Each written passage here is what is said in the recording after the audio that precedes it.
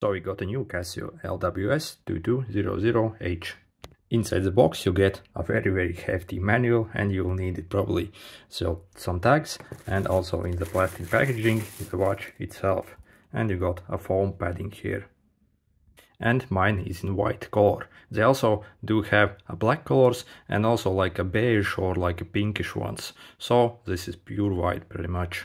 And the watch itself is incredibly tiny. It's literally like one of the tiniest Casio watches they have seen, and it's actually like meant for women or like children, I think. So it has this in marketed as a woman's watch actually, but style-wise it's actually like unisex watch. Just the size is very small and the strap isn't very long at all. So on my wrist, and I have a very small wrist actually, and as you can see I'm at the end almost. So yeah, if you have a fairly large wrist, I don't think this watch will even fit you. This is what it looks like compared to a standard square G-Shock, and as you see the size difference is absolutely crazy. And yeah, absolutely crazy difference.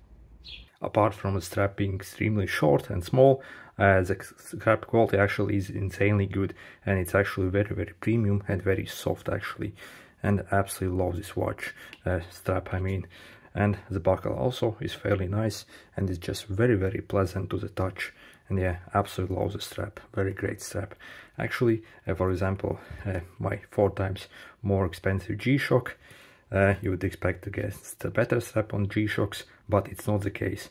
The strap on this cheap one is actually way better than on G-Shock. It's such a nice strap, apart from it being small. That's really it. Also, you get 10 bar water resistance, so pretty good. And you also get metal buttons here, and these buttons are also very good to press. And the display of this watch is excellent. It's superb really, and its visibility indoors in low light and outdoors in bright sunlight is equally good, and it's superb display. When you compare to the G-Shock watch, which has negative display, the display of this again is so much better, and the legibility is so much better. Again, this time costs 4 times more, but the display on this is more easy to read and better. So that says something. Also, we do get a backlight on this watch if you press this button here, and the backlight actually is very good, and it you probably can't see it very well now, but it's extremely good when I test it in dark basically. So let's go over the features it has. So on this main display you can see your date, like date here as well, and day here, and also your time, and pretty much everything you need. Then we can press this mode button to cycle to the next menu, and you also get a very good stopwatch basically, and this extremely advanced stopwatch basically.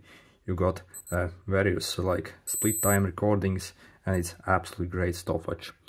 So then also you got your stopwatch recordings. As I said, this is like literally one of the best watches for stopwatch, and you can record like I think 200 different stopwatch times. So incredibly good, and it's actually very complicated. I haven't fully figured it out. Then the next feature is a timer basically, and timers are also equally good, and it's very easy to set it up actually. Let me demonstrate. So you have to hold it. Okay, reset first. Hold this upper button till it goes like that, and then we can basically even hold it to cycle down and like this, or even press once. So very good. On other Casio watches it's nowhere near as good, and it basically, yeah, excellent timer. Absolutely love it. And then you also got your dual time here. You do not get it won't say in which zone you are, in which city, but you have to manually adjust your dual time, and I think I prefer actually this method way better than on the other Casios where you have to provide your time zone and mess around with that stuff. This is so much easier, and it actually works just as it should. So then also I got 5 alarms, I think, or 4, I'm not sure, I think 5. So, and that's pretty much it. Then also you can press this button to cycle to your step counter. So this watch does have a step counter, and that's quite impressive actually. And when we are in the step counter screen, we can even cycle and see the step count history by pressing this button basically. And you can see the current date here. So when you press it, you can see, for example, yesterday's steps. So I did this many steps yesterday and days before that basically. So it can like store 7 days or 8 days of step count data. So extremely good. And yeah, I absolutely love this watch. For example, on the G-Shock, it also can record steps, but you can't see like previous days step counts in numbers. You can only see some graphs, and it's not very useful. On this one, again, it's so much better. Okay, let's talk about the accuracy of the step counter. So I have briefly tested this watch and compared to the G-Shock and have worn it for like almost 2 days, not 2 days, but like 24 hours at least. And these are the results I basically got. I wore both watches on the same wrist and pretty much did everything with the both watches at the same time to see just what kind of difference you would get. As I thought, maybe you would get the same step count system on this one as on the more expensive G-Shocks, but that's not the case. And the step counter actually isn't very good on this watch. So as you can see, this Casio one recorded from the time it has recorded almost 8,000 steps, while the G-Shock actually recorded only a bit over 6,000 steps, and we got 30% difference, a bit more. So, and the G-Shock is actually more accurate, so this overcounts like hell, so very, very inaccurate. And when we talk about the overall accuracy, I haven't fully extensively tested this yet, but I have tested the G-Shock so I can compare. And the G-Shock, Casio G-Shock, basically overcounts by around 15 to 17% in the mixed walking test. So you get basically around 15% more steps than you should take. So it overcounts, and it's not the best step counter, but it's still fairly good, and it's actually better than the Fitbit, Garmin or the Xiaomi ones. Only the Samsung and Huawei and Apple are better, but still I think the G-Shock is just as good as Apple, really. So, but like this Samsung or Huawei watches are better, obviously. So the total inaccuracy, I would say, it looks like it overcounts by almost 40%, and this really depends on your usage scenario. So, for example, I also tested this watch while manually counting the steps. For example, I counted 1,000 steps while going for a straight walk basically and not doing anything else. So this should be very easy for any watch, and actually it was very precise in that test.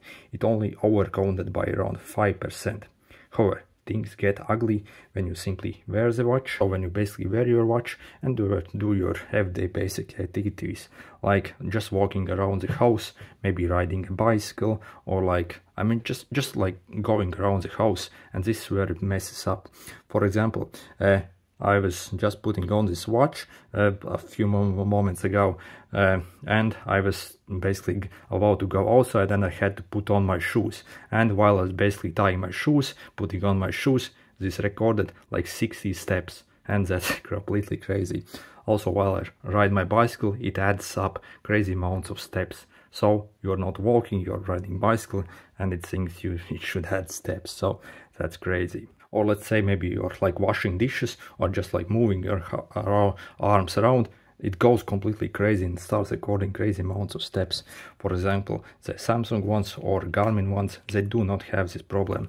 Or I mean, the G-Shock is much better, but it's not perfect. But the high-end watches do not have this problem. They can distinguish if those steps are actually steps, or you're just moving around your arm, or just like going around like that.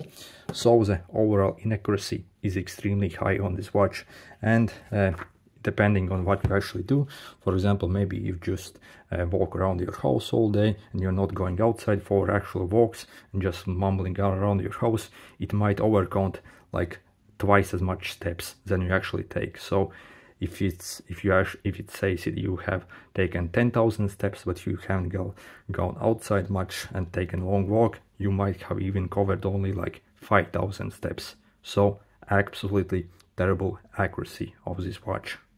And yeah, compared to the all brands, I really like testing this accuracy tests on pretty much all. I have like had over 40 watches in the last year, so I have tested them all.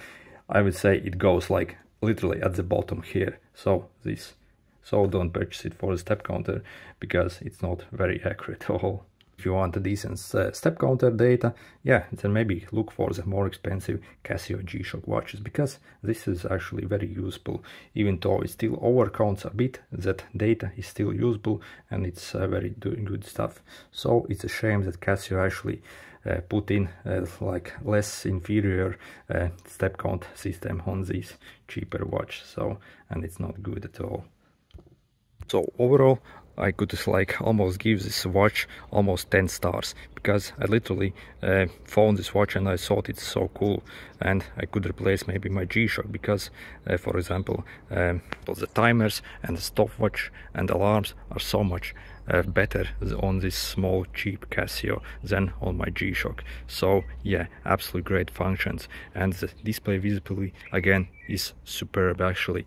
So it's insanely good. Even in the direct sunlight you can see it very well, and it's just so nice actually. And I actually really like the size of it. And again, this is not really a ladies watch. They say it's ladies watch because just because of the size. Style wise, I think it looks very good for man or woman or child basically.